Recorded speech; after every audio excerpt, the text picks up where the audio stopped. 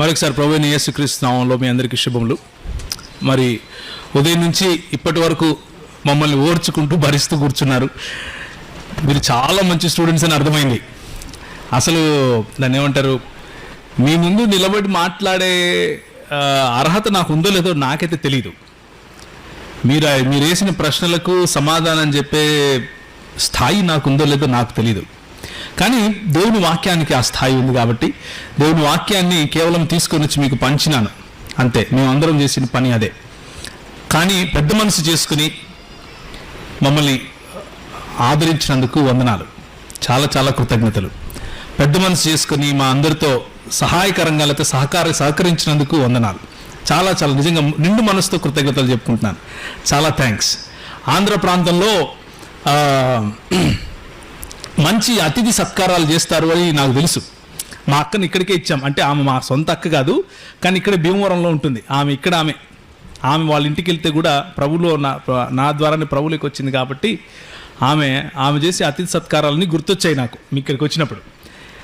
So Andhra ప్రాంతంలో ప్రభు చాలామందిని దైవ సేవకులుగా వాడుకోవటం, మరి ట్రూ గాస్పల్ మినిస్ట్రీస్ TGM ద్వారా మీరు చేస్తున్నటువంటి పరిచర్యను ప్రభు ఆశీర్వదించాలి అని నేను మనస్ఫూర్తిగా కోరుకుంటున్నాను. మిమ్మల్ని అందరినీ కూడా కడుతున్నందుకు ప్రభువుకు కృతజ్ఞతలు, వందనాలు తెలియజేసుకుంటున్నాను. అయితే ఒక రకంగా ప్రశ్నోత్తరాల సమయం తర్వాత ఒక చిన్న మోస్తారు తుఫాన్ వచ్చేసింది అన్నట్లు అనిపిస్తూ ఉంది. అవునా? నేనేమంటున్నానంటే, నేను ఇచ్చే సలహా లేకపోతే నేను ఇచ్చే ఒక చిన్న నా అభిప్రాయం చెప్తాను. దేవుని వాక్యము మన హృదయాల్లో తుఫాను రేపకపోతే మనలో సమస్య ఉంది. గుర్తుంచుకోండి ఈ విషయం. దేవుని వాక్యం మన జీవితాల్లో తుఫాను రేపాలి. కానీ అదే దేవుని వాక్యము మన జీవితాలకు నెమ్మదిని కూడా కలుగు చేస్తుంది. అదే దేవుని వాక్యము మనకు సంపూర్ణ సత్యాన్ని కూడా తెలియజేస్తుంది. దేవుని వాక్యంలో లేని సత్యము మనకు అవసరం లేదు. దేవుని వాక్యంలో ఉన్న సత్యాన్ని విస్మరించాల్సిన పని లేదు. కాబట్టి what I would suggest, what I would encourage, what I would request is, నన్ను వినకండి, లేఖనం వినండి. మీరు ఇంటికి వెళ్ళినప్పుడు బిరియా సంఘానికి చెందిన వారిలాగా మీరు లేఖనాన్ని అడగండి. లేఖనం మాట్లాడుతుంది, లేఖనం చెప్తుంది సమాధానం. నేను అడుగుతాను, నాకు చెబుతూ వచ్చింది, మీకు చెబుతుంది. లేఖనము ప్లస్ ఫలానా వ్యక్తి అభిప్రాయము అంటే దాన్ని కల్ట్ అంటారు. గుర్తుంచుకోండి ఈ విషయం. లేఖనము ప్లస్ ఒక వ్యక్తి అభిప్రాయము కలిస్తేనే సంపూర్ణ సత్యము అని ఎవరైనా చెబితే అది క్రైస్తవ దృక్పథం కాదు, క్రైస్తవేతర మతం. అలాంటి మతాలు చాలా ఉన్నాయి.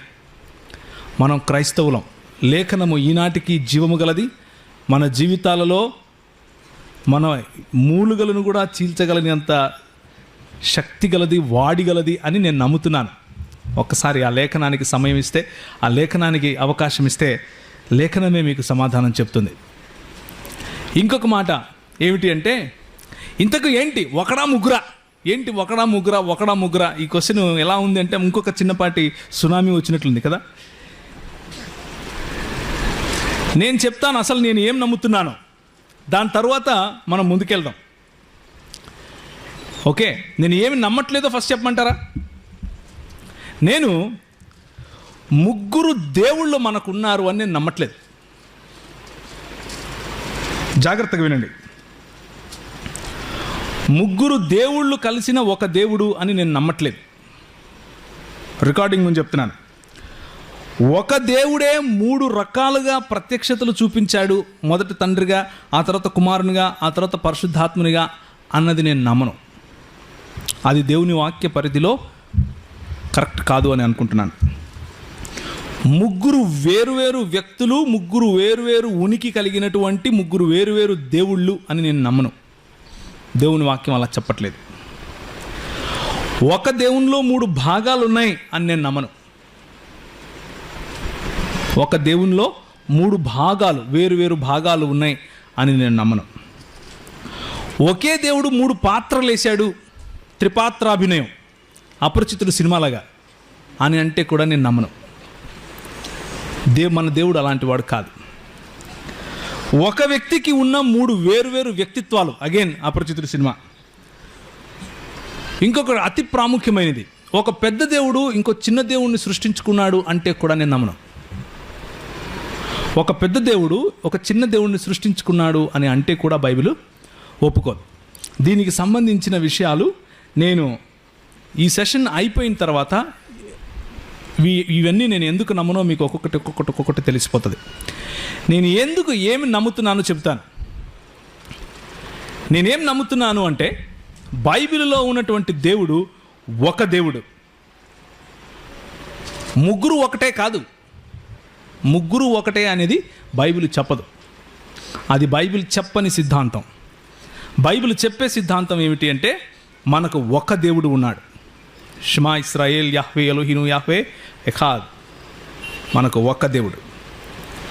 అదే బైబిలు ముగ్గురు వేరు వ్యక్తులకు సంపూర్ణ దేవత్వము ఆపాదిస్తూ ఉంది. తండ్రికి, కుమారునికి, పరిశుద్ధాత్మునికి, ముగ్గురికి కూడా వేరు వ్యక్తులకు దేవత్వం ఆపాదిస్తూ ఉంది. ఈ ముగ్గురు వ్యక్తుల మధ్యలో సంభాషణ మీరు చూస్తారు. ఈ ముగ్గురు వ్యక్తుల మధ్యలో ప్రేమానురాగాలు చూస్తారు. ఈ ముగ్గురు వ్యక్తుల మధ్యలో ప్రార్థనలు మీరు చూస్తారు. ఈ ముగ్గురు వ్యక్తుల మధ్యలో ఐక్యత చూస్తారు. ప్రతి కార్యములో, సృష్టి నుంచి తీర్పు దాకా ప్రతి కార్యములోనూ ఐక్యత మీరు చూస్తారు. అలాంటి దేవుని గురించి నేను మాట్లాడుతున్నాను. ముగ్గురు ఒకటే అని నేను అనట్లేదు. ఒక దేవుడు తన్ను తాను ముగ్గురు వ్యక్తులలో బయలుపరుచుకున్నాడు అంటున్నాను. ఇక ముందుకెళ్దాం.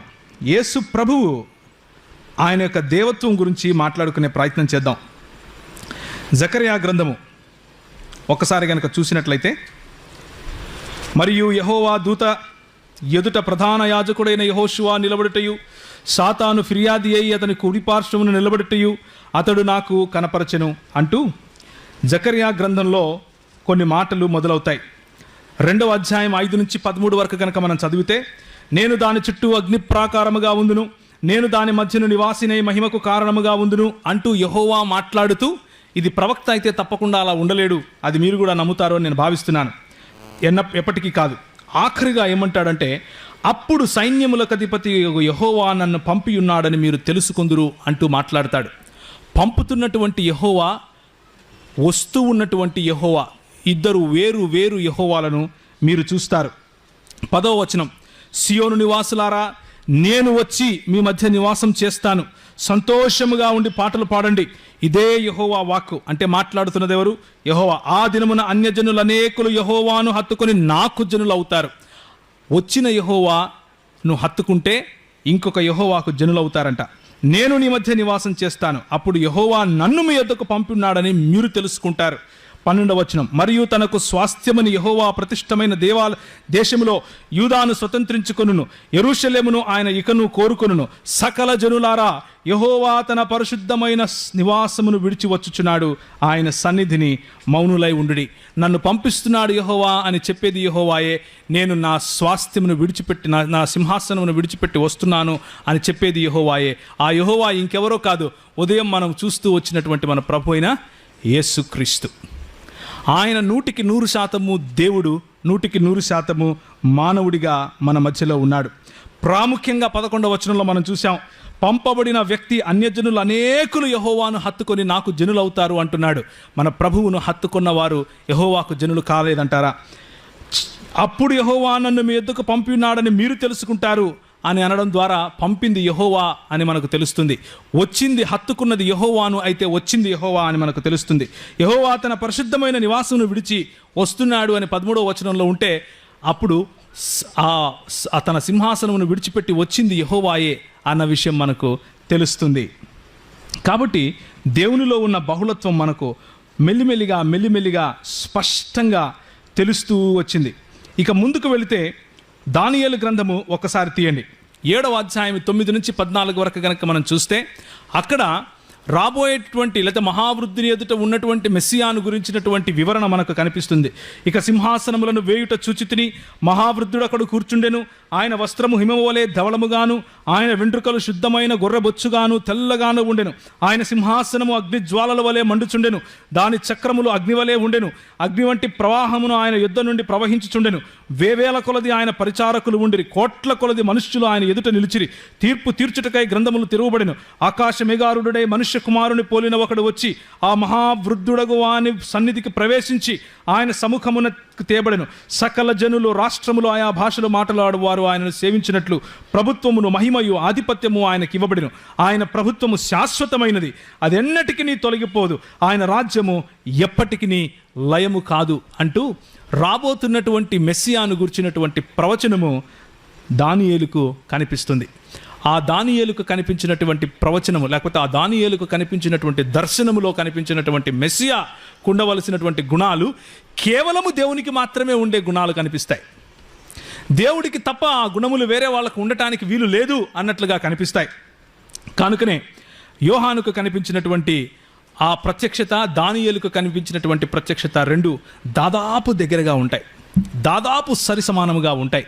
థియలాజికల్ డిఫరెన్సెస్ ఇక్కడ అక్కడ కనిపించినప్పటికీ దాదాపు ఆ ప్రత్యక్షత ఒకటిగానే కనిపిస్తుంది. సింహాసనాసీనుడైన దేవునికి నీ గొర్రెపిల్లకును స్తుతి, మహిమ, ఘనత, ప్రభావములు చెల్లునుగాక అని 5వ అధ్యాయము ప్రకటన గ్రంథంలో మనం చూస్తాం. తర్వాత చూద్దాం, తొందరపడకండి. ఇక ముందుకు వెళితే క్రొత్త నిబంధనలో మనము ఈ యేసుప్రభు యొక్క ప్రత్యక్షతను గమనించబోతున్నాం.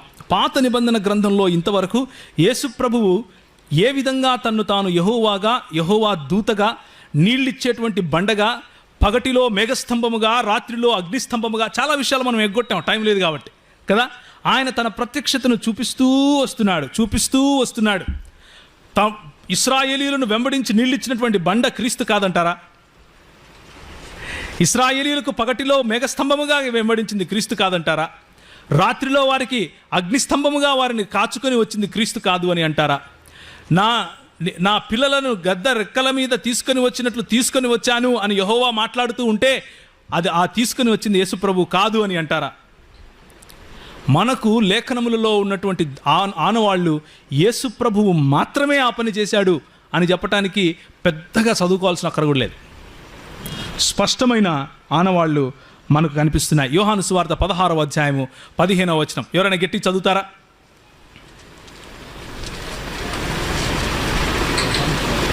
యోహాను సువార్త 16వ అధ్యాయము 15వ వచనము. తండ్రికి కలిగినవన్నీ నావి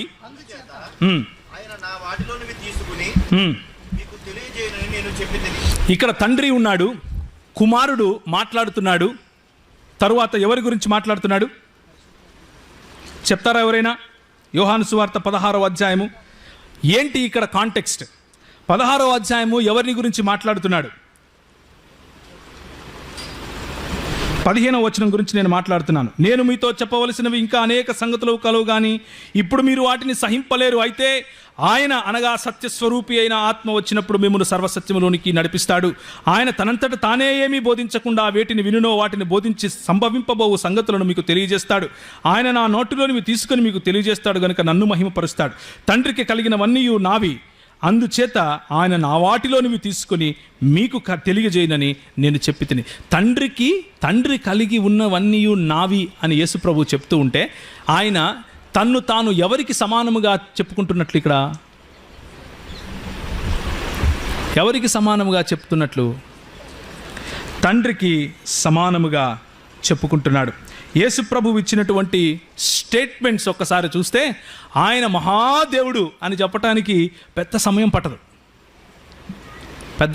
పట్టదు.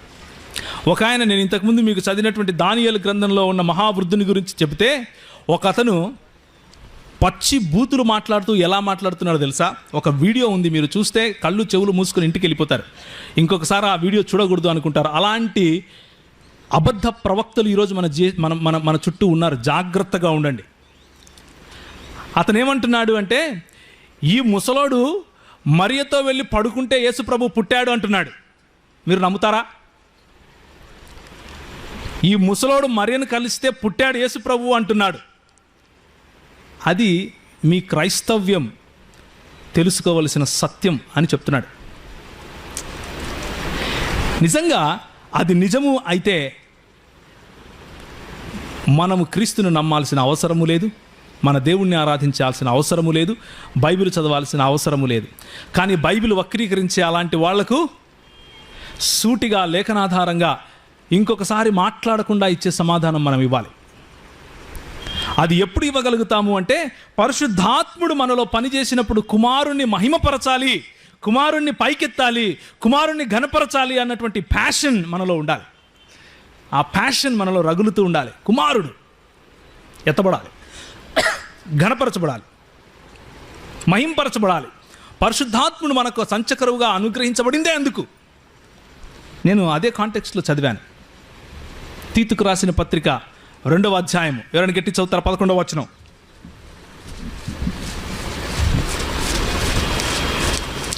తీతుకు రాసిన పత్రిక ఏలయనగా రక్షణకరమైన దేవుని కృప ప్రత్యక్షమై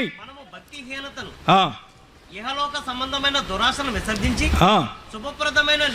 శుభప్రదమైన నిరీక్షణను నిమిత్తము అనగా మహాదేవుడును మన రక్షకుడును అయిన యేసుక్రీస్తు మహిమ యొక్క ప్రత్యక్షత కొరకు ఎదురు చూస్తూ ఉన్నాం.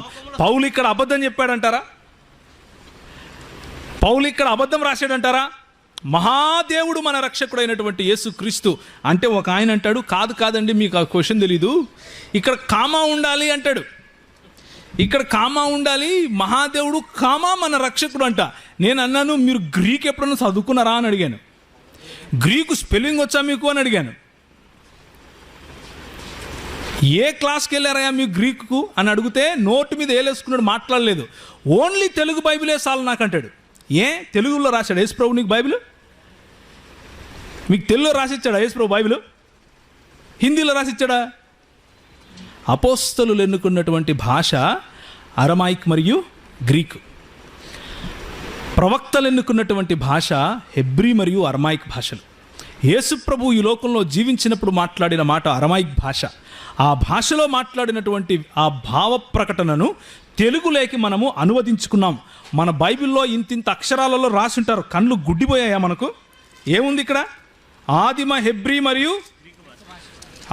హెబ్రీ భాషలో నుండి భాషాంతరం చేయబడింది. అది కూడా చదవా? ఆదిమ భాషలు చదవవా? చదవకుండానే నువ్వు బైబిల్ అర్థం చేసుకోవాలంటావా? అక్కడ వాడిన పదానికి గ్రామర్ తెలుసా నీకు అని అడిగాను. ఆ తర్వాత మాట్లాడలేదు. నిజంగానే అక్కడ ఉన్నటువంటి మాటకు అర్థము మన దేవుడు, మహాదేవుడైనటువంటి మన రక్షకుడు యేసుక్రీస్తు. ఆయన మహాదేవుడు అని పౌలు చెబితే ఆయన మహాదేవుడే. ఎందుకు అంటే పౌలు తన సొంతంగా చెప్పిన మాట కాదు అది. పౌలు పరిశుద్ధాత్ముని ప్రేరేపణ కారణంగా చెప్పినటువంటి మాట అది. కాబట్టి ఆయన మహాదేవుడే, మన దేవుడే, మన రక్షకుడే. రోమీయులకు రాసిన పత్రిక 9వ అధ్యాయం. రోమీయులకు రాసిన పత్రిక 9వ అధ్యాయము చదవండి. మీకు తెలిసిన విషయమే. 4-5 వచనాలు. శరీరమును బట్టి క్రీస్తు వీరిలో పుట్టెను, ఈయన సర్వాధికారి అయిన దేవుడై ఉండి. ఎవరండి సర్వాధికారి అయిన దేవుడు? శరీరమును బట్టి క్రీస్తు. శరీరమును బట్టి వీరిలో పుట్టిన, ఈదులలో పుట్టిన క్రీస్తు. ఈయన సర్వాధికారి అయిన దేవుడు, సర్వాధికారి అయిన దేవుడు. ఒక ఆయన అన్నాడు, కాదండి సర్వాధికారం ఇవ్వబడింది ఆయనకు అన్నాడు. అబ్బా ఎప్పుడిచ్చాడు అని అడిగాను. అంటే ఇచ్చాడండి అన్నాడు. ఎప్పుడు ఇచ్చాడు అన్నాను. ఎవరిచ్చారు? ఈయన ఎప్పుడు పోగొట్టుకున్నాడు, ఎప్పుడు మళ్ళా తిరిగి సంపాదించుకున్నాడు. నేను ఇంతకుముందు మీకు చెప్పాను, ఒకసారి తీస్తారా? యోహాను సువార్త 17వ అధ్యాయం. యోహాను సువార్త 17వ అధ్యాయం. యేసు ప్రభు వారు చేసేటటువంటి ప్రార్థన ఒకసారి గమనించండి. ఆయన తిరిగి ఈ లోకంలో మన కోసం ప్రాణం పెట్టి తిరిగి వెళ్ళిపోయే సమయం, బాధతో కూడినటువంటి సమయం. ఆ సమయంలో నా శాంతిని మీకు ఇస్తాను అని చెప్పే సమయంలో ఆయన చెప్పే మాట చూడండి. 3 నుంచి చదవాలి. అద్వితీయ సత్యదేవుడు అయిన నిన్నును నీవు పంపిన యేసుక్రీస్తును ఎరుగుటయే నిత్య జీవము. చేయుటకు నీవు నాకిచ్చిన పని నేను సంపూర్ణంగా నెరవేర్చి భూమి మీద నిన్ను మహిమపరిచితిని. నా మిషన్ ఏంటి? నా పర్పస్ ఏంటో తెలుసా, నేను ఇక్కడికి ఎందుకు వచ్చాను అంటే నీ సింహాసనం విడిచిపెట్టి తండ్రి నీ రొమ్మును విడిచిపెట్టి ఎందుకు వచ్చాను అంటే నేను మహింపరచడానికి వచ్చాను. ఇప్పుడు నువ్వేం చేయమంటున్నాడు? తండ్రి, లోకము పుట్టక మునుపు నీ యొద్ద నాకు ఏ మహిమ ఉండెనో ఆ మహిమతో నన్ను ఇప్పుడు నీ యొద్ద మహిమపరచు. తండ్రి ఈయనను మహింపరచాలా? తండ్రి ఈయనను మహింపరచాలా? ఒక ఆయన అన్నాడు. అది కాదండి, ఇప్పుడు ఒక మాట చెప్పండి, వీళ్ళ రిలేషన్ ఏంటి? ఈయన తండ్రి అని ప్రార్థన చేస్తున్నాడు కదా, దేవా అని ప్రార్థన చేస్తున్నాడు కదా, మరి ఈయన దేవుడు ఎలాగవుతాడు? ఏమంటారు? ఈయన దేవుడు ఎలాగవుతారు? ఇప్పుడు నేను మనిషినా కదా? మనిషిని కాదంటారా? నేను మనిషినే కదా. జార్జ్ అన్న కొంచెం గట్టిగా మాట్లాడిన ఆయన మనిషే కదా. ఏమంటారు? మనిషే కదా. నేను జార్జ్ అన్న నువ్వు మనిషి ఇట్రా అంటే నేను మనిషి కాకుండా పోతానా? అలాగే లేదు ఆ మాట. యేసుప్రభు తండ్రిని దేవా అంటే యేసుప్రభు దేవుడు కాకుండా పోతాడా? ఒక మనిషి ఇంకొక మనిషిని మనిషి అని పిలిచినంత మాత్రాన పిలిచేవాడు మనిషి కాకుండా పోడు.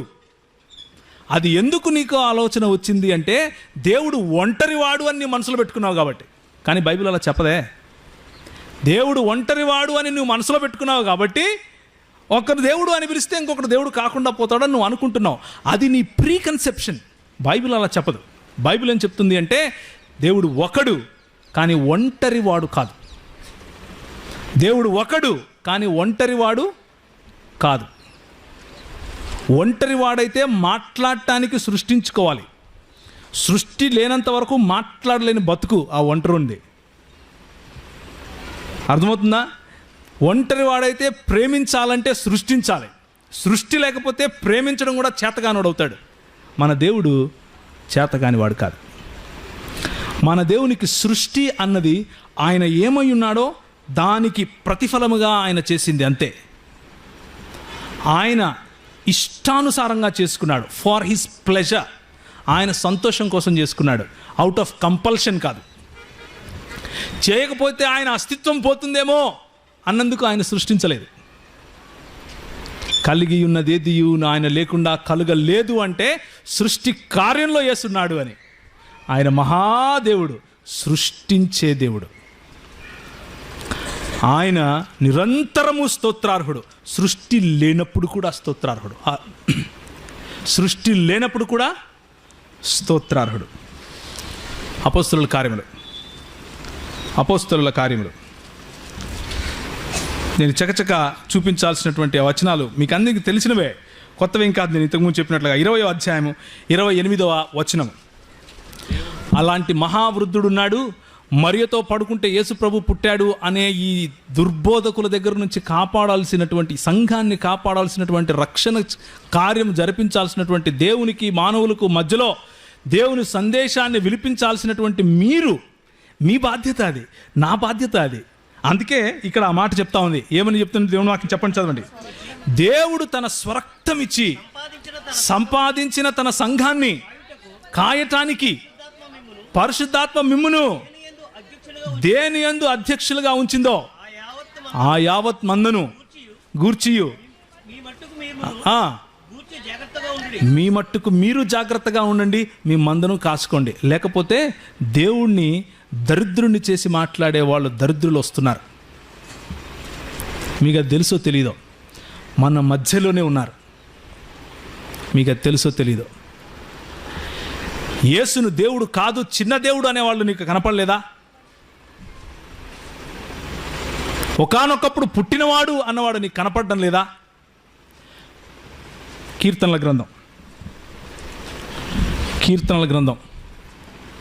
గ్రంథంలో ఎక్కడుందో చెప్పగలుగుతారా? నీవు నా కుమారుడు, నేను నిన్ను. 2వ అధ్యాయం చదవండి, గట్టికి చదవాలి. చదవండి.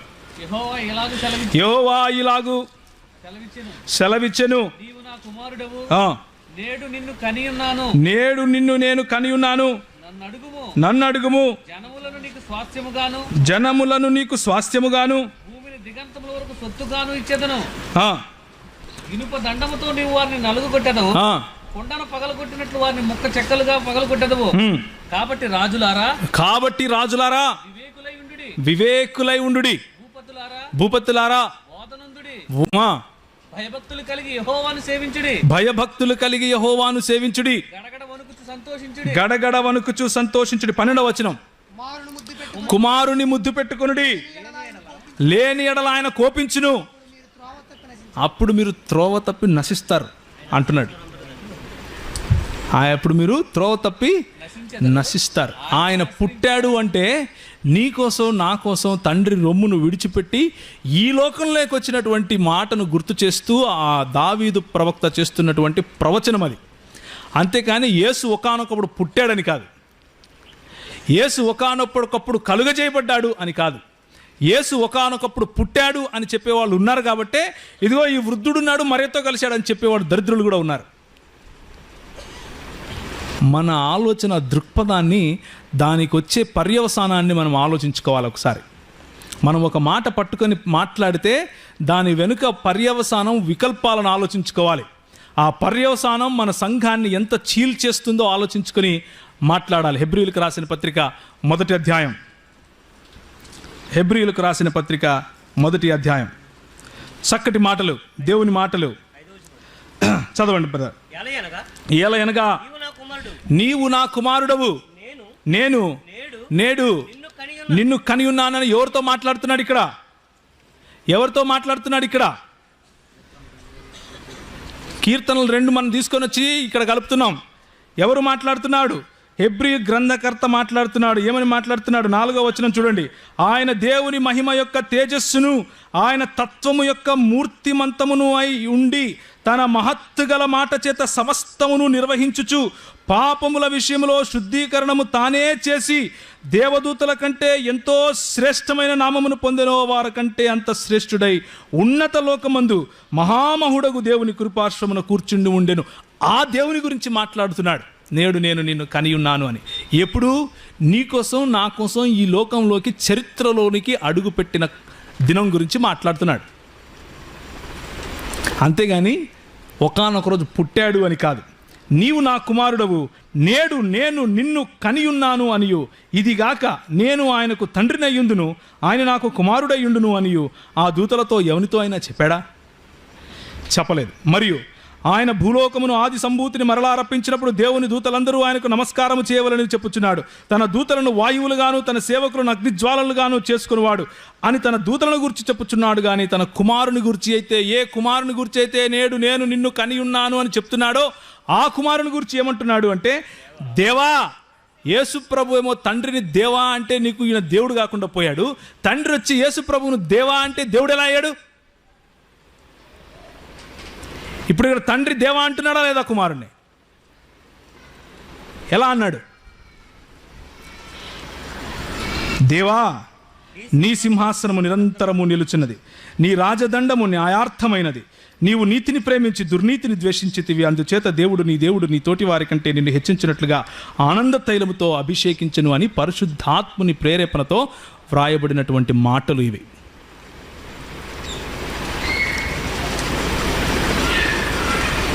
మన దేవుడు, మన రక్షణకర్త యేసు ప్రభు మహాదేవుడు.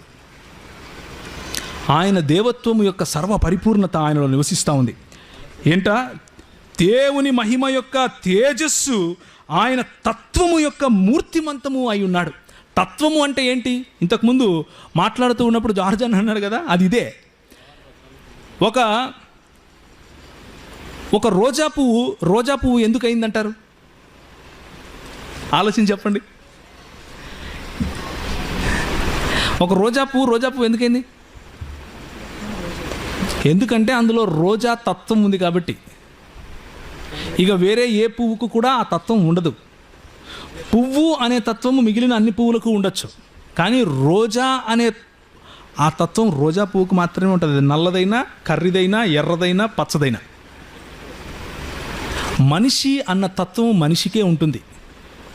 అలాగే దేవుడు అన్న తత్వము దేవునికే ఉంటుంది. వీటిని ఏమంటారు అంటే కేటగిరీస్ అంటారు, వర్గాలు అంటారు. నేను ఉదయం చెప్పానుగా మీకు, మనం చేసేది కేటగారికల్ ఎర్రర్. మనము మనిషి యొక్క పరిధిలో దేవుణ్ణి కొలిచే ప్రయత్నం చేస్తాం.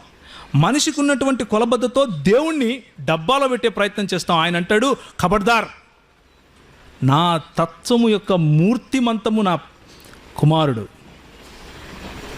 నేను దేవుణ్ణి ఎందుకు అంటే నాలో దేవతత్వం ఉంది కాబట్టి. I'm the essence of godhood. ఆ ఎస్సెన్స్ ఆఫ్ గాడ్హుడ్ కుమారునిలో ఉంది అని తండ్రి చెప్తూ ఉంటే దేవుడా కాదా అని ప్రశ్నించడానికి నువ్వెవడా అనేది నా ప్రశ్న. ఆయన దేవత్వము యొక్క తత్వమునకు మూర్తిమంతం రూపం పోసుకున్నాడు. అయితే దీని అర్థం, ఒక ఆయన అన్నాడు పులి బిడ్డ ఏమవుతుంది పులే, అలాగే దేవుని బిడ్డ ఏమవుతుంది దేవుడే. అలాంటిది కూడా నేను అనేది అలా కాదు.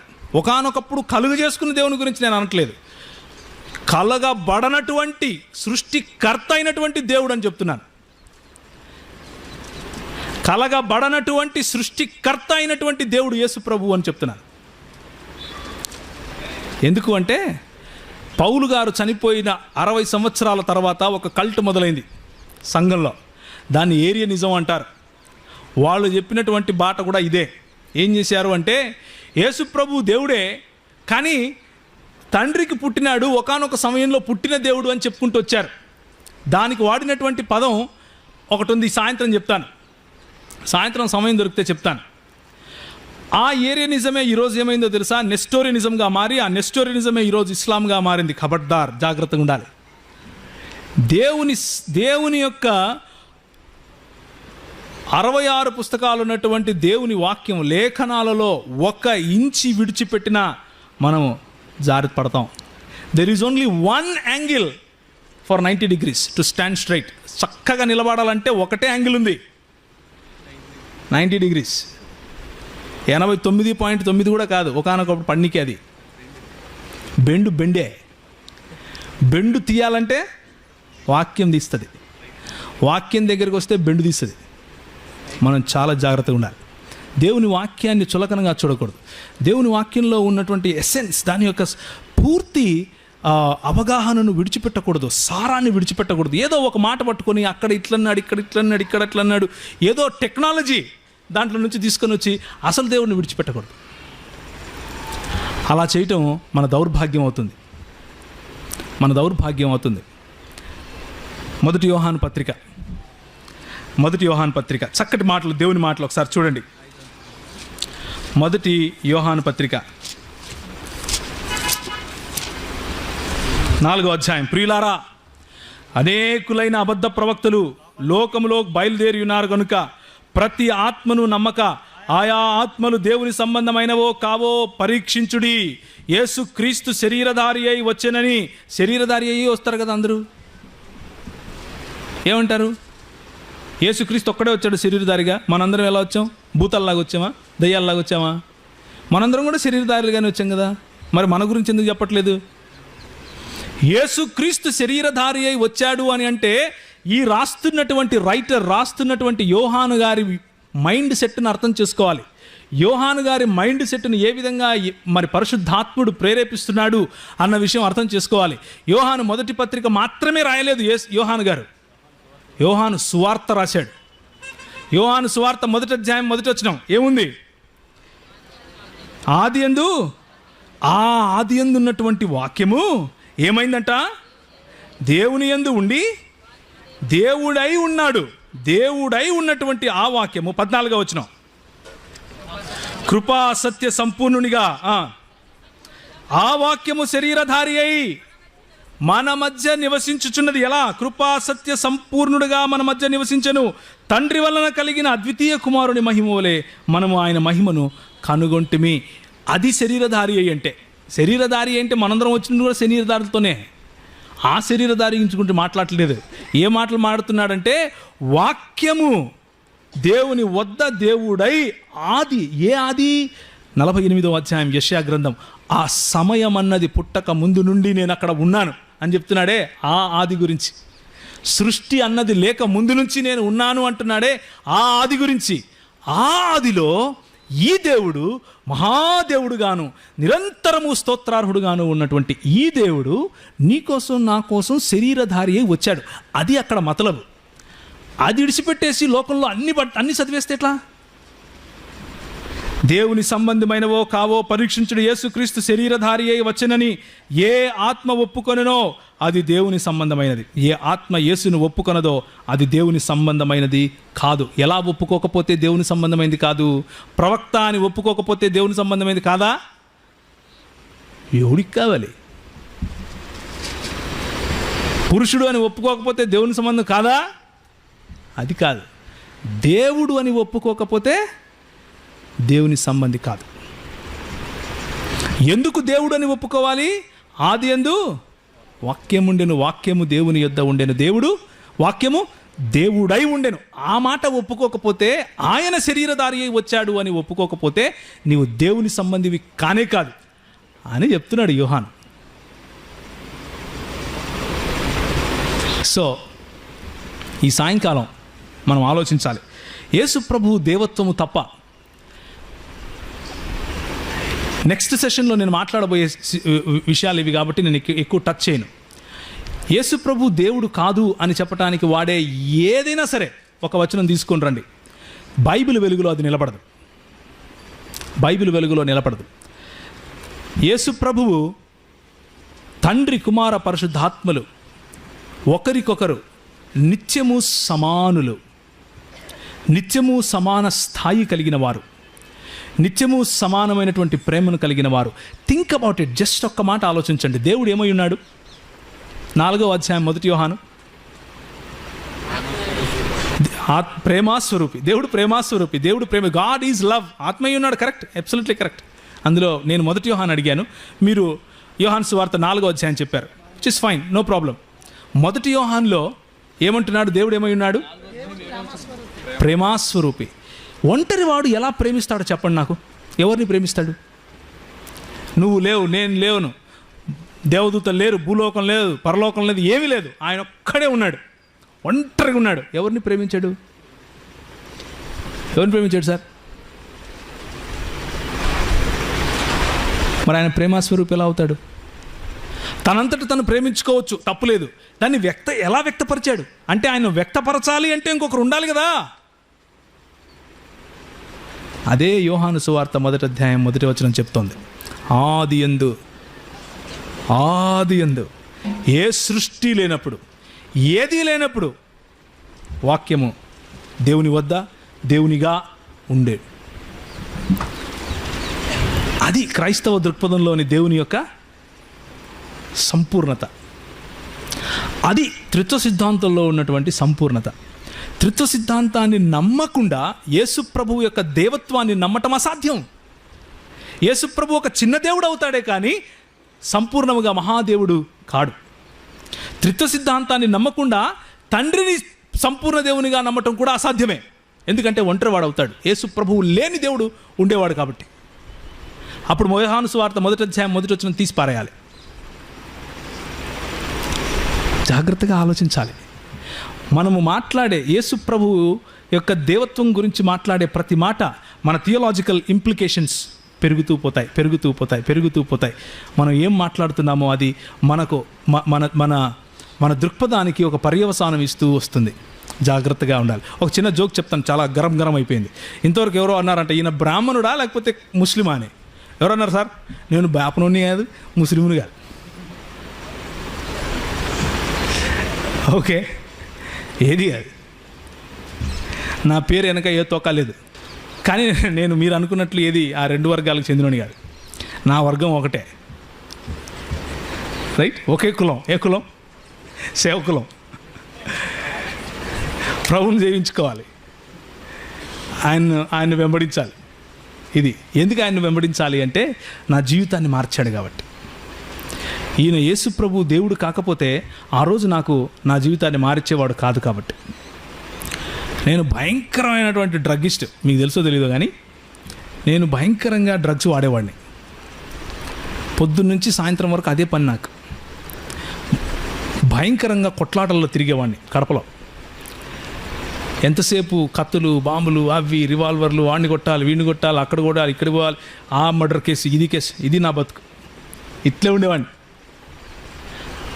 ఒకరోజు ఒక కేసులో పడితే ఆ కేసు నుంచి మా అక్క విడిపించింది. మా అక్క సిఐ ఆ ఊరికి.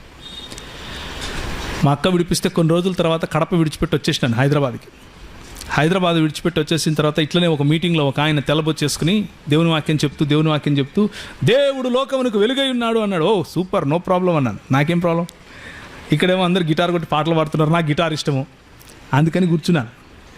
ఆ మరుసటి రోజు వెళ్తే ఆయన అన్నాడు, నీవు లోకమునకు వెలుగై ఉన్నావు అన్నాడు. ఫస్ట్ ఏమో దేవుడు లోకానికి వెలుగు అన్నాడు, తర్వాత యేసు లోకానికి వెలుగు అన్నాడు, ఇప్పుడేమో నువ్వు లోకానికి వెలుగు అంటున్నాడు.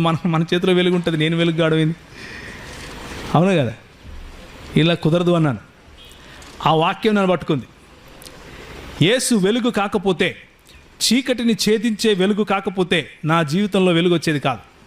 యేసు దేవుడు కాకపోతే నా జీవితంలో వెలుగు వచ్చేది కాదు. యేసు ఆ వెలుగును సృష్టించినటువంటి దేవుడు కాకపోతే నా జీవితంలోకి వెలుగు వచ్చేది కాదు. యేసు దేవుడు కాదు, చిన్న దేవుడు అని ఈరోజు నువ్వు చెప్తే నేను ఈ బైబిల్ విడిచిపెట్టి పోవడం బెటర్. అందుకనే ఒకే కులం అన్నాను, సేవకులం. ఈ యేసు దేవత్వాన్ని నిరూపించుకుంటూ పోవడమే నా పని. ఒకరోజు ఇట్లే హైదరాబాద్లో ఒక చిన్న పుస్తకాలు కొనుక్కుంటుంటే ఒక ఆయన గడ్డం పెట్టుకొని టోపీ పెట్టుకొని వచ్చి ఒక కరపత్రం ఇచ్చాడు. అందులో ఉంది, ఎవరు చెప్పారు యేసు ప్రభు దేవుడు అని? ఆయన చెప్పాడా? బైబిల్ ఉందా? బైబిల్ అంతా చెడిపోయింది, మీ వాళ్ళంతా అబద్ధం చెప్తున్నారు, టక్ టక్ టక్ టక్ టక్ చెప్తున్నాడు. నాకేం అర్థం కావట్లేదు, ఇట్లా కొట్టేస్తున్నాడు. అంటే మాటలు నాకేం అర్థం కావట్లేదు, ఊపిరాట్లేదు అసలు. నా పక్కన అన్నున్నాడు, ఆయన నన్ను ప్రభువులో నడిపిస్తున్నాడు, అంటే కొంచెం శిష్యత్వంలోకి నడిపిస్తున్నాడు. ఆయన వైపు చూస్తున్నా ఏమైనా చెప్తాడు అని. ఆయన అంతా విని మళ్ళీ మాట్లాడుతాను నీతో అన్నాడు. ఓయమ్మో, ఇదేంది ఇది? అన్నెన్ని మాటలు ఆడనేసి వెళ్ళిపోతుంటే మళ్ళీ మాట్లాడుతానంటాడేంటినా? నాకు చెప్పాడు, పట్టించుకోకని వాళ్ళు అట్లే మాట్లాడుతుంటారు. వాళ్ళు అట్లే మాట్లాడటం ఏంటన్నా? ఆయన దేవుడనే కదా నేను వచ్చాను, ఆడేమో దేవుడు కాదంటాడేంటి? ప్రవక్త అంటాడు, మనిషి అంటాడు. దేవుడు కాకపోతే నేను రావడం ఎందుకు? మళ్ళీ మాట్లాడడం ఏంటి? ఇప్పుడే మాట్లాడు, లేకపోతే నా వెలిగిపోతుంది. ఆ రోజు నిర్ణయించుకున్నాను యేసు ప్రభువుని గురించి చదవాలి అని, యేసు ప్రభువుని గురించి సంపూర్ణ అధ్యయనం చేయాలి అని. నేను చేసినటువంటి నా 16 ఏళ్ళ అధ్యయనంలో నేను కనుగొనింది ఇదే. బైబిల్లో ఉన్న ఏ లేఖనము కూడా దేవుని యేసు ప్రభు యొక్క దేవత్వానికి వ్యతిరేకంగా లేదు. బైబిల్లో ఉన్నటువంటి ఏ లేఖనము కూడా ఆయనను దేవుడిగా కాకుండా నిరూపించడానికి వీలు లేదు కూడా. అలాంటిది సృష్టించాలనుకున్నా కానీ సృష్టించాలనుకున్న వాళ్ళు సృష్టించారు, కానీ నిలబడలేకపోయారు. దేవుని వాక్యంలో ఉన్నటువంటి శక్తి అది. ఆయన దేవుడు, మహాదేవుడు. ఇక్కడ మాత్రమే కాదు, ఇప్పుడే కాదు, మనం వెళ్ళిన తర్వాత కూడా అదే. ప్రకటన గ్రంథం చక్కటి మాటలు దేవునివి, 5వ అధ్యాయం. ఇది మనం ఇంతవరకు అనుకున్నాం కదా, యేసు ప్రభువుకు ప్రార్థన చేయొచ్చా లేదా, దానికి ఒక రకంగా ఉపయోగపడేదే. నిర్ణయం మీది, కేవలం లేఖనం చూపించేదే నా పని. పరలోకమందున్న మా తండ్రి, నీ నామము పరిశుద్ధపరచబడును గాక, నీ రాజ్యము వచ్చును గాక, నీ చిత్తము పరలోకమందు నెరవేర్చబడినట్లు భూమి యందు నెరవేరబడును గాక అని అన్నప్పుడు మనం ఆయన ఏం చేస్తున్నాం? అడుక్కుంటున్నామా? ఆరాధిస్తున్నామా? ఏం చేస్తున్నాం? ఆరాధిస్తున్నాం. ప్రార్థన అంటే క్రైస్తవ దృక్పథంలో అడుక్కోవటం కాదు. ప్రార్థన అంటే క్రైస్తవ దృక్పథంలో దేవునితో సంభాషణ, దేవునితో వార్తాలాపం, దేవునికి మన హృదయాన్ని పోయటం, దేవుని హృదయాన్ని అర్థం చేసుకోవటానికి దేవుని లేఖనాలతోనూ ఆయన సన్నిధిలోనూ గడపటం. దీన్ని ప్రార్థన అంటారు. యేసు ప్రభు ఉదయాన్నే లేచిపోయి ప్రార్థన చేశాడు అంటే అడుక్కుంటున్నాడు అనుకోకండి. అయ్యా నాకు ఇది ఇచ్చేసి, నాకు ఇది ఇచ్చేసి, నాకు ఇది ఇచ్చేసి, ఇంటికి పెళ్లి చేసి, కారు కావాలా, ఎగ్జామ్స్ రాస్తున్నా పాస్ కావాలా, నాకు ఏదైతే ముక్కు చక్కగా లేదు స్ట్రైట్గా చేసేసి, నాకు జుట్టు పోతుంది, నాకు జుట్టు బాగబెట్టు, ఇవన్నీ విజ్ఞాపనలు ఉంటాయి, నేను కాదనట్లేదు. అదే క్రైస్తవ జీవితం కాదు. క్రైస్తవ జీవితం అనేది ఆరాధనతో కూడింది. ఇబాదత్ అంటారు హిందీలో లేదా ఉర్దూలో. ఆయన్ను ఆరాధించటం, ఆయన్ని ఆస్వాదించటం, ఆయన సన్నిధిలో కూర్చోవటం, ఆయన మాట వినటం, ఆయనకు చెప్పటం, ప్రభువా నువ్వు ఎంత గొప్పవాడివి, నీ నామం ఎంత పరిశుద్ధమైంది, నువ్వెంత ఘనమైన వాడివి. దీన్ని కాన్వర్జేషన్ అంటారు. కమ్యూనియన్ అని కూడా అనొచ్చు, ఒక ఫెలోషిప్ అనొచ్చు. ఆ ఫెలోషిప్ ప్రతిరోజు యేసు ప్రభు కలిగి ఉండటం కోసం వెళ్ళేవాడు. మిగిలిన సమయాల్లో ఉండేవాడు కాదా? తండ్రితో ఫెలోషిప్ ఉండేవాడు, మిగిలిన సమయాల్లోనూ ఉండేది. ఎందుకంటే ఆయన ఆ సమయంలోనూ సర్వవ్యాపే. దేవుడు సర్వవ్యాపి కదా. తండ్రి అయిన దేవుడు ఆ సమయంలోనూ సర్వవ్యాపి, ఆయన దగ్గరికి వచ్చి ఉండేవాడు. కానీ కేవలము దేవునికి మరియు కేవలము తండ్రికి మరియు కుమారునికి ఉండవలసినటువంటి ఆ సంబంధం, ఆ సమయం ఆయన ఇచ్చాడు దేవునికి. దాన్ని ప్రార్థన అంటారు.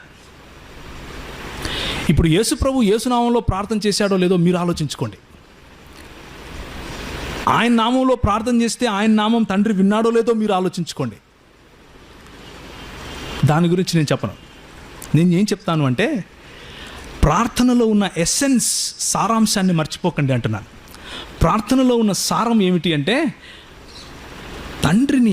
తండ్రి దగ్గర కూర్చొని ఆయన స్వరం వినటం, ఆయనకు మన స్వరం పలుకుతూ ఆయనతో ఫెలోషిప్ చేయటం, ఆయన ఘనతను చాటటం, ఆయన్ను మహింపరచటం.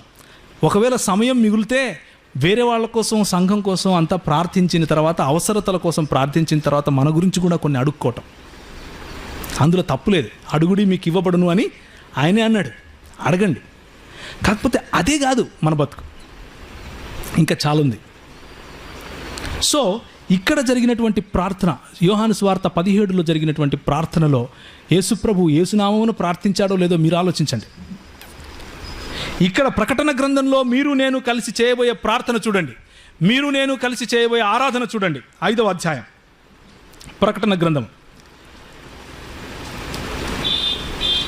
6 నుంచి చదువుతున్నా. మరియు సింహాసనమునకును ఆ 4 జీవులకును పెద్దలకును మధ్య వధింపబడిన గొర్రెపిల్ల నిలిచియుండుట చూచితిని. ఆ గొర్రెపిల్లకు 7 కొమ్ములను 7 కన్నులను ఉండెను. ఆ కన్నులు భూమి అంతటికి పంపబడిన దేవుని 7 ఆత్మలు. ఆయన వచ్చి సింహాసనమందు ఆసీనుడయ్యుండు వాని కుడి చేతి నుండి ఆ గ్రంథమును తీసుకొనెను. ఆయన దానిని తీసుకొనినప్పుడు ఆ 4 జీవులను, వీణలు, ధూప ద్రవ్యములను ఉండిన సువర్ణ పాత్రలను పట్టుకొని ఉన్న ఆ 24 పెద్దలను ఆ గొర్రెపిల్ల ఎదుట సాగిలపడి. ఎవరు ఎదుట సాగిలపడ్డారు? గొర్రెపిల్ల ఎదుట సాగిలపాడ. పరలోకమందున మా తండ్రి నీ నామము పరిశుద్ధపరచబడును గాక అన్నప్పుడు ఏ ఆరాధన చేస్తున్నారో, ఏ ఆరాధనతో కూడిన ప్రార్థన చేస్తున్నారో అదే చేస్తున్నారు వీళ్ళు. ఎవరికి చేస్తున్నారు? గొర్రెపిల్లకు చేస్తున్నారు. ఏ దేవుడు తన స్వరక్తం ఇచ్చి సంపాదించుకున్నాడో రక్తం మీకు తెలియదా?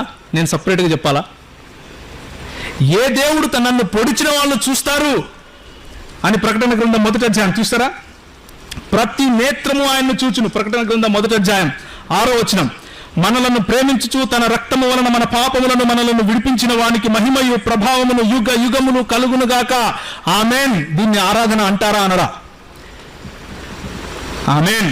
ఆయన మనలను తన తండ్రి అగు దేవునికి ఒక రాజ్యముగాను యాజకులుగాను చేసిన. ఇదిగో ఆయన మేఘారూఢుడై వచ్చుచున్నాడు. ప్రతి నేత్రము ఆయనను చూచును. ఆయనను పొడిచిన వారు సైతము ఆయనను చూచెదరు. నువ్వు నేను పొడిచింది మన పాపముల కారణంగా పొడిచాం, వాళ్ళు కూడా చూస్తారు. మీరు చూస్తారు నన్ను అంటున్నాడు. ఆ చూచేవాళ్ళు, ఆ పొడిచినటువంటి, ఆ పొడిపించుకున్నటువంటి రక్తము కార్చి నిన్ను కట్టినటువంటి ఆ దేవుని ఎదుట ఏం చేశారు? వీళ్ళు సాగిలపడ్డారు.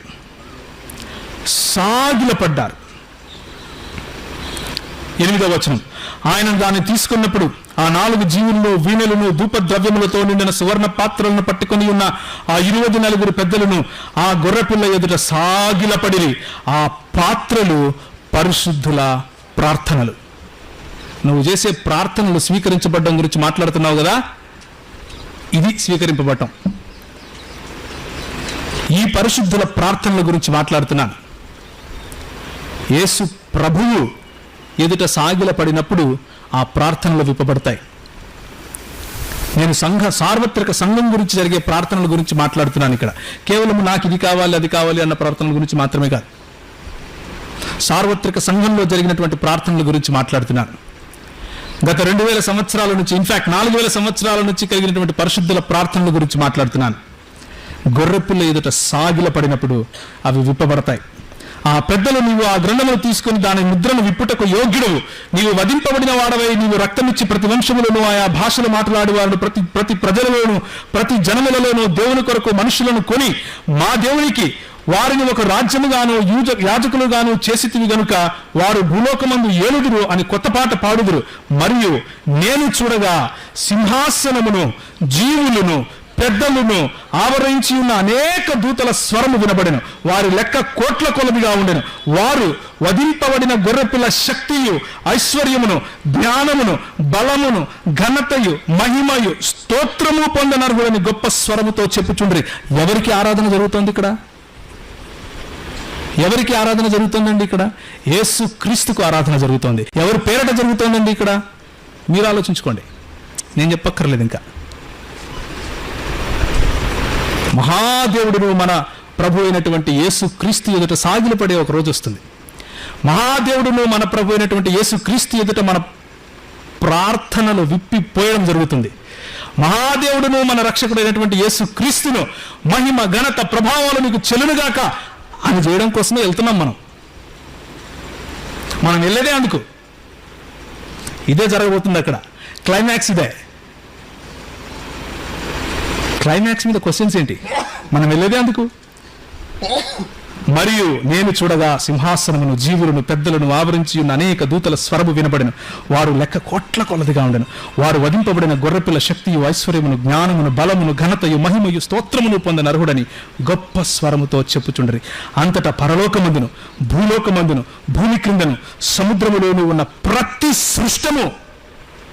సృష్టము, ఎవ్రీ సింగిల్ క్రీచర్, సృష్టింపబడిన ప్రతి ఒక్కటి, యేసు ప్రభువు లేడందులో. సృష్టింపబడిన ప్రతి ఒక్కటి ఆయన్ను ఆరాధించాలి. ఆయన సృష్టి కాదు, సృష్టికర్త అని చెప్తున్నాను. ప్రతి సృష్టము అనగా వాటిలోనున్న సర్వమును సింహాసనాసీనుడైన వానికి నీ గొర్రెపిల్లనుకును స్తోత్రమును, ఘనతయు, మహిమయు, ప్రభావమును యుగ యుగములు కలుగునుగాక అని చెప్పుట వింటిని. ఆ 4 జీవులు ఆమేన్ అని చెప్పగా పెద్దలు సాగిలపడి నమస్కారము చేసిరి. ఇది మహాదేవుడు మన రక్షకుడు అయిన యేసు క్రీస్తు యొక్క దేవత్వం. ఆయనకున్నటువంటి మహాదేవునికి ఉన్నటువంటి గుణ లక్షణముల సౌందర్యం, గుణ లక్షణముల ఇదొక మహా ఉత్సవం. ఆ ప్రభుతో మనం కలవడానికి వెళ్ళినప్పుడు, ఆ ప్రభువును చూస్తున్నప్పుడు ఆయన్ని ఆరాధించాలి అన్న ఆశ ఎప్పటికీ తగ్గదు. దాన్నే పరలోకం అంటారు. పరలోకంలో కింద ఏదో రాళ్ళు రప్పలు కిరీటాలు ఉంటాయి, లేకపోతే దాన్ని ఏమంటారు, బంగారు వీధులు ఉంటాయి. అవన్నీ కూడా ఆంథ్రోపోమార్ఫిక్ లాంగ్వేజ్. అంటే మనకు అర్థం కావడం కోసం ఆ మహిమను వివరించడానికి పరిశుద్ధాత్ముడు వాడినటువంటి భాషా ప్రయోగం, అలంకారయుతంగా వాడినటువంటి భాషా ప్రయోగం. అంతేగాని ఆడికెళ్ళి నిజంగానే మెటల్ ఉంటుంది, ఆభరణాలు వేసుకొని తిరుగుతాం అని కాదు. మనకు శరీరమే ఉండదు కదా. ఎక్కడ నిలబడుకుంటే రోడ్లు ఉంటాయి నడవటానికి, కార్లు ఉంటాయా వెళ్ళటానికి. ఆ సౌందర్యం, దేవుని గొప్పతనం.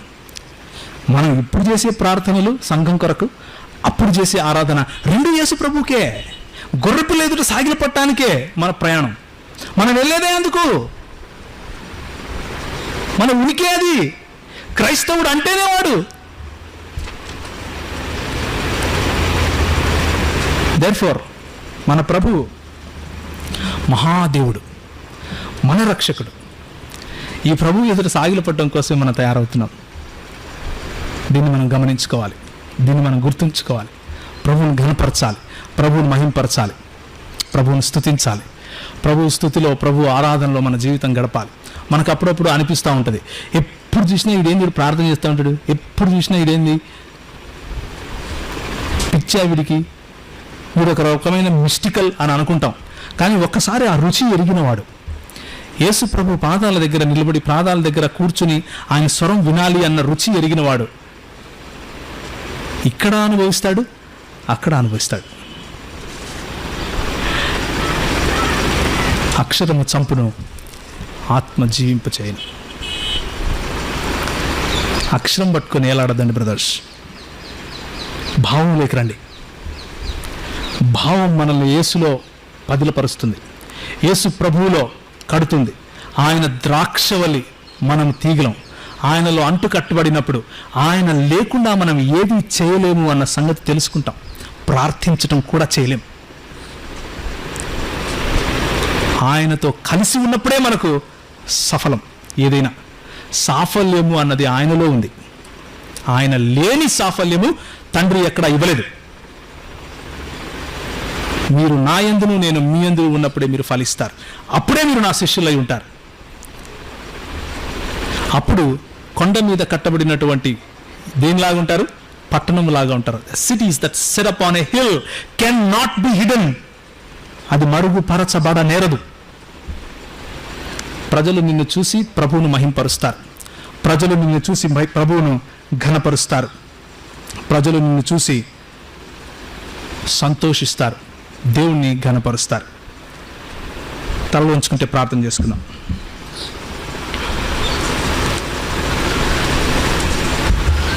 కొత్త నిబంధనలో సృష్టి కార్యంలో క్రీస్తు యొక్క మహత్యాన్ని మనం చూసాం. ఆయన దేవత్వాన్ని చూసాం. పరమాత్మని కుమారుడు నీవేనా అని ప్రధాన యాజకుడు అడిగితే అంత మాత్రమే కాదు, మనుష్య కుమారుడు మహోన్నతిని కుడిపార్శ్వమున కూర్చుని ఉండుటయు మెగారుడై తిరిగి వచ్చుటయు నువ్వు చూస్తావు అన్నప్పుడు బట్టలు చింపుకున్నాడు. ఆయన దేవత్వం కాదా?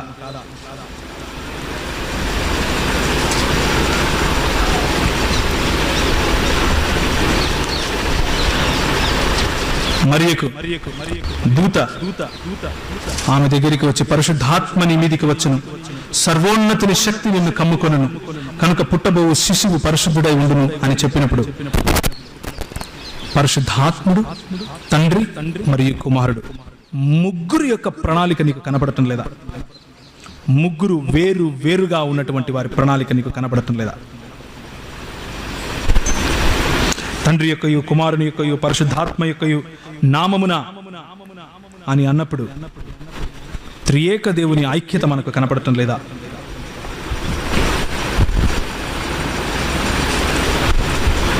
లేఖనములు తండ్రికి ఏ విధంగా అయితే దేవత్వమును ఆపాదిస్తూ ఉన్నాయో అంతే మోతాదులో కుమారునికి దేవత్వమును ఆపాదిస్తున్నాయి, అంతే మోతాదులో కుమారుణ్ణి ఘనపరుస్తున్నాయి.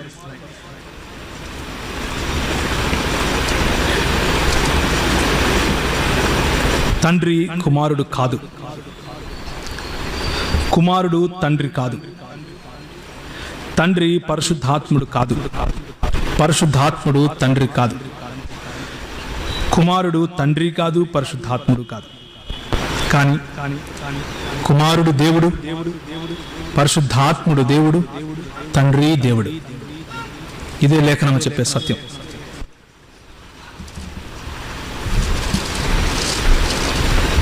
వారి మధ్య జరిగిన సంభాషణ దీనికి ఒక నిదర్శనం, ఒక రుజువు. వీటన్నిటినీ మనసులో ఉంచుకుంటే మనకు అర్థమయ్యేది ఒకటే. ఫిలిప్పీయులకు రాసిన పత్రిక 1:2లో తండ్రి దేవునిగా పిలువబడ్డాడు. యోహాను 1:1లో కుమారుడు దేవునిగా పిలువబడ్డాడు. అపోస్తలుల కార్యంలో 5వ అధ్యాయము 3-4లో పరిశుద్ధాత్ముడు దేవునిగా పిలువబడ్డాడు. సృష్టికర్తగా ముగ్గురు పిలువబడ్డారు. మృతులను లేపిడి వారిగా ముగ్గురు పిలువబడ్డారు. మనలో ఉండేవారిగా ముగ్గురు పిలువబడ్డారు. సర్వవ్యాపిగా ముగ్గురు పిలువబడ్డారు. సర్వజ్ఞానిగా ముగ్గురు పిలువబడ్డారు.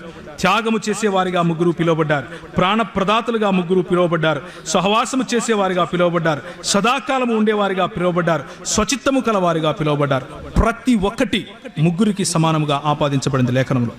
కనుక యేసు దేవత్వము విడిచిపెడితే క్రైస్తవ్యములో మిగిలేది సున్నా. ప్రభువానికి స్తోత్రం. నిన్ను ఘనపరచడానికి, నిన్ను మహింపరచడానికి, నీ యొక్క ఔన్నత్యమును చాటడానికి మాకు ఇచ్చినటువంటి ఈ చిన్న అవకాశాన్ని బట్టి మీకు వందనాలు. ఈరోజు సాయంకాల సమయంలో మిగిలిన వాటిని కూడా ప్రభువా మాకున్నటువంటి ఆ చిన్న చిన్న అనుమానాలను కూడా నిర్వృత్తి చేసుకోవటానికి మీరు మాకు సహాయం దయచేయండి. మా అపోహలను తీర్చండి. మీ యొక్క ఉనికిని మా సొంత జ్ఞానంతో కాకుండా లేఖనముల పరిధిలో లేఖనాధారంగా అర్థం చేసుకోవటానికి సహాయం దయచేయండి. మా భాష సరిపోదు, మా భావన సరిపోదు, మా ప్యాషన్ సరిపోదు నిన్ను పొగడటానికి, నిన్ను ఘనపరచడానికి, నిన్ను మహింపరచడానికి. కనుక తండ్రి మహిం పొందండి. ఈ సాయంకాల సమయంలో మీరే స్తుతి, మహిమ, ఘనత, ప్రభావాలు పొందమని మా ప్రభువును ప్రియరక్షకుడైన యేసు క్రీస్తు వారి శ్రేష్టమైన నామములో అడిగి వేడుకుంటున్నాము తండ్రి. ఆమేన్.